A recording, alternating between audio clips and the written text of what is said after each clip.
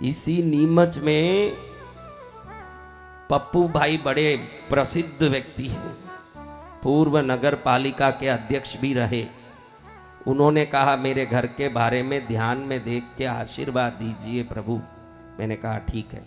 जैसे ही मैंने पप्पू भाई के घर को ध्यान में देखा, मैंने देखा कि उनके घर में पद्मावती बैठी है। कौन बैठी है? पद्मावती माँ। पद्मावती माँ कल्याणी मेरे अंतर में आओ, पद्मावती माँ कल्याणी मेरे अंतर में आओ। छवि जब देखो मन मेरा हर से दर्शन दे जाओ। माता जी मारो हेलो, कल्याणी मारो हेलो, भवानी मारो हेलो, मारो हेलो। सुनो मेरी माँ भगवती माता जी, पद्मावती माता जी। अब मैं यहाँ से ध्यान में देख रहा हूँ कि पप्पू भाई के घर में पद्मावती बैठी है। कौन बैठी है? पद्मावती माँ। लेकिन अच्छे से ध्यान से देखा तो मैंने देखा कि पद्मावती माँ यूं यूं यूं यूं कर रही है। मैंने कहा पद्मावती माँ आपने नीमच में कोई डांस क्लास चालू कर दिया क्या? सबको डांस सिखा रही हो, क्यों यूं यूं कर रही हो? मैंने पूछा माँ से, तो माँ ने कहा ये पप्पू कृष्णगिरी आया। कहाँ आया? कृष्णगिरी। हाँ, ये पप्पू कृष्णगिरी आया, उधर की शक्ति देखा। माँ पद्मावती के द्वारे कुमकुम बरसे रे, माँ पद्मावती के द्वारे कुमकुम बरसे रे। तेरे रत्नों से भरे भंडारे हर कोई हर से रे, देखो रत्नों से भरे भंडारे हर कोई हर से रे। अब नवरात्रि के मौके पर आया थे और आज 20 साल से नवरात्रि में पद्मावती के दरबार में कुंकू बरसता है। और जैसे ही कुंकू बरसता देखा, पप्पू भाई को मन में हो गया, करे इतनी चमत्कारी जगह है, चमत्कार को नमस्कार। तुरंत उधर से एक फोटो ले आए। ये कहानी पद्मावती माँ बता रही है, मैं नहीं बोल रहा हूँ। कौन बोल रही है? पद्मावती माँ। मैं सुन रहा हूँ, आप भी सुनिए। पद्मावती ने बताया वहां से फोटो लेके आए, घर में 1 फुट का एक अच्छा सुंदर गोखला बनाया, उसमें मुझे बैठाया। कितने फुट का? 1 फुट का। 1 फुट का यानी 12 इंच होता है। 1 फुट का कितना होता है भाई? कोई पता नहीं हो तो बता दूं। 1 फुट के 12 इंच होते हैं। 12 इंच का मंदिर बनाया सुंदर, 1 फुट का, उसमें मुझे बैठाया। बेटा वसंत, मैं प्रसन्न हुई कि चलो कोई भक्त मुझे ले आ रहा है, इसका घर का कल्याण हो। मैं घर में बैठ गई। कहाँ बैठ गई? घर में। रोज धूप करे, दीप करे, पूजा करे। अब मैं भी प्रसन्न रही। अभी ये पप्पू का बेटा अमेरिका पढ़ने जो गया, वो वापस आ गया। अब पढ़ने गया था तब छोटा था, अब पढ़ के आया तो मूछी भी आ गई, जवान हो गया। जैसे ही घर में आया, बाप को चिंता हुई कि अब हमारे कमरे में कहाँ सुलाएं, बेटा बड़ा होके आया है। उसके लिए अलग कमरे की व्यवस्था की, उसके लिए अलग तैयारियां की, उसके लिए बढ़िया स्टडी रूम बनाया, उसकी टेबल कुर्सी सब बनाई। और मैं खुश हो गई कि मेरे आने के बाद देखो घर में इंप्रूवमेंट हो रहा है। कौन बोल रही है ये कहानी? कौन बोल रही है? पद्मावती माँ। बोलो जोर से, नाम लोगे तिर जाओगे। हाँ मेरी बहनों, मैंने बोला एक बार ये नाम ले लो। पद्मावती नाम का अर्थ नहीं समझती हो, नीमच में पड़ी पड़ी सड़ रही हो सब, अच्छे से समझ लो। मैं पद्मावती नाम की महिमा बता दूं। पद्मावती में पहला अक्षर क्या है? प। प से खाली पद्मावती बोलने की जरूरत नहीं, प भी बोल दे कोई गूंगा, पाप कट जाता है उसी समय। जय गुरुदेव। पा बोलने से क्या होगा? पाप कटेगा गुरुदेव। दूसरा अक्षर क्या है? हाँ, अगर कोई गूंगा दूसरा अक्षर प के बाद द बोल दिया, द बोल से ही दुख मिट जाता है। जय जय गुरुदेव। तीसरा अक्षर क्या है? माँ। माँ बोलते ही बाजार में मान बढ़ जाता है। जय जय गुरुदेव। चौथा अक्षर क्या है? वाह। वाह बोलते ही व्याधि मिट जाती है। जय जय गुरुदेव। और पांचवा अक्षर क्या है? त। तब बोलते ही तकलीफ मिट जाती है। जय जय गुरुदेव। 5 अक्षरों का है नाम पद्मावती प्यारा, पद्मावती प्यारा। 5 अक्षरों का है नाम पद्मावती प्यारा, पद्मावती प्यारा। जो भी भक्ति से सुमिरन करे हो जाए बारा न्यारा, जो भी भक्ति से सुमिरन करे हो जाए बारा न्यारा। 5 अक्षरों का है नाम पद्मावती प्यारा, पद्मावती प्यारा। ऐसी माँ का तस्वीर उधर स्टॉल में मिल रहा है, भले कृष्णगिरी आ नहीं पाए। पासपोर्ट आप खरीदते हो, आप किस किस के पास पासपोर्ट है अपना खुद का, वो हाथ ऊंचा करो। आप सबके पासपोर्ट ही नहीं है। 5 बहनों ने हाथ उठाए। बहनों, मैं चाहता हूं कि हर साल आप पति के साथ सिंगापुर मलेशिया घूम के आओ। पासपोर्ट ही नहीं होगा कैसे जाओगी? अब मैं आ गया हूं, चिंता मत करो, जल्दी आप हवाई जहाज में उड़ोगी। जय जय गुरुदेव। अब पद्मावती माँ मुझे कहती है, बेटा ये पप्पू कृष्णगिरी तो आया, मेरा चमत्कार देखा और प्रसन्न हो गया और एक फोटो लाके 1 फुट का मंदिर बना के बैठाया। रोज धूप करे, दीप करे, प्रणाम करे। पन्नगा दीप शेखरा विपुलारुणाम्बुजमिष्टरा कुर्कुट्टोरगवाहनाम् अरुणप्रभां कमलाननम् त्रयंबकां वरदांकुशायदपाश दिव्यफलांकिता चिंतयेत् कमलावतीं जपतां सतां फलदायिनीं। माताओं, आपको कोई भ्रम हो तो आज वो भ्रम दूर करना चाहता हूँ।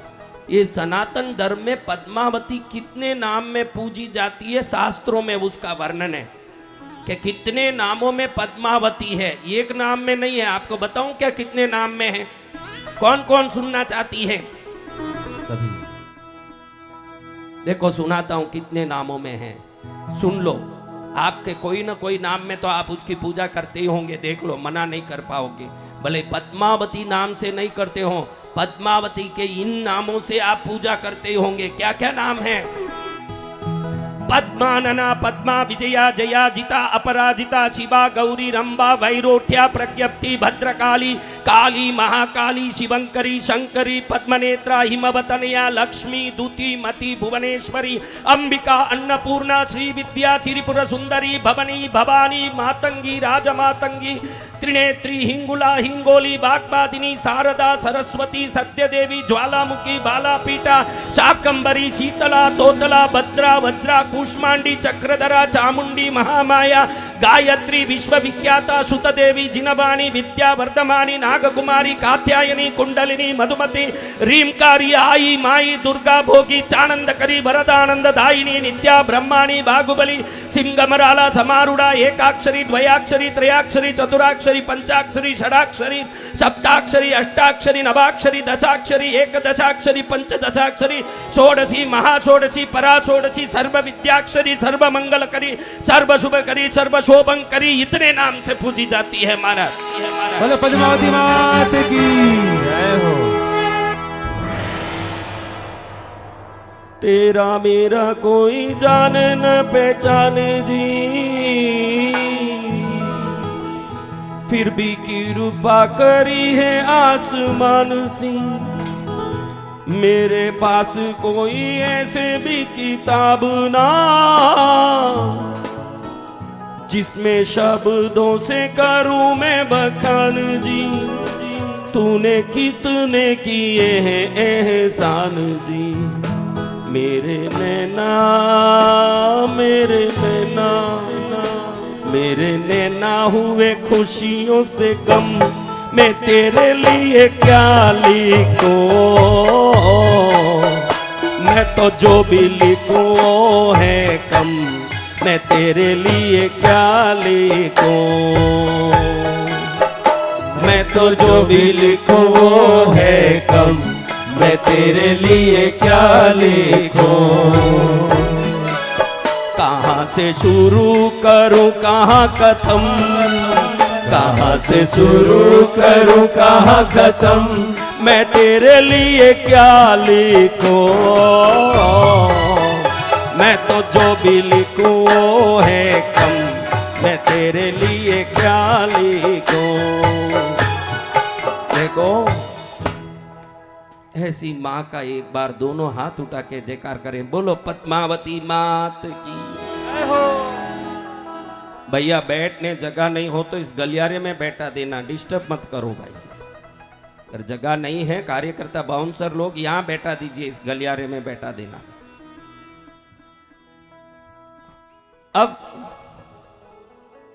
अब आप देखिए, ये पप्पू भाई की कहानी बता रहा हूं। कहानी कौन बोल रही है मुझे, कौन बता रही है? पद्मावती माँ। एक बार नाम ले लो ना, कल्याण हो जाएगा। और एक बार ले लो ना माता जी। हाँ, नाम लेने से मंगल होगा। लेकिन ये पप्पू भाई भी तो नगर पालिका अध्यक्ष है, कोई एक रिश्ता थोड़ी है, 25 रिश्ते हैं। इसी गांव में एक शौकीन भाई रहते हैं, वो इनको पकड़ के नाकोड़ा ले गए। कहाँ ले गए? नाकोड़ा जी। उधर कौन बैठे हैं?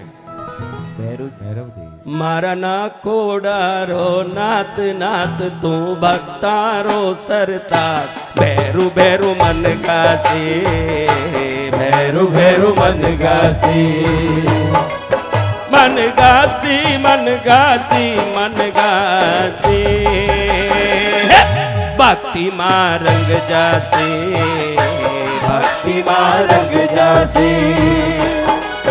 मारा नाकोड़ा नात नात तू भक्तारो सरता, भैरू भैरू मन गासी, भैरू भैरू मन गासी। हाथ पर बोलना थोड़ा भैरव देव की जय हो।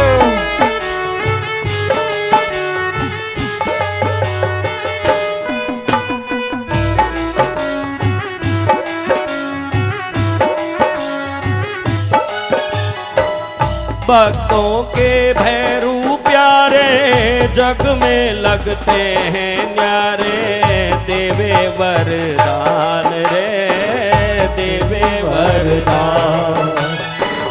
भक्तारा भैरू प्यारा लागे सब सुन्यारा, देवे वरदान रे देवे वरदान।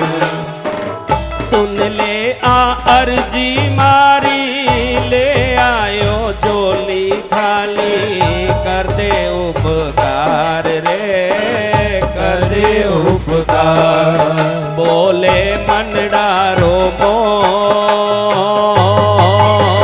हो, बोले मन डारो मोर, बकरी बंदी न टूटे तो खुशीरा दिन आसे, भैरू भैरू मन गासी।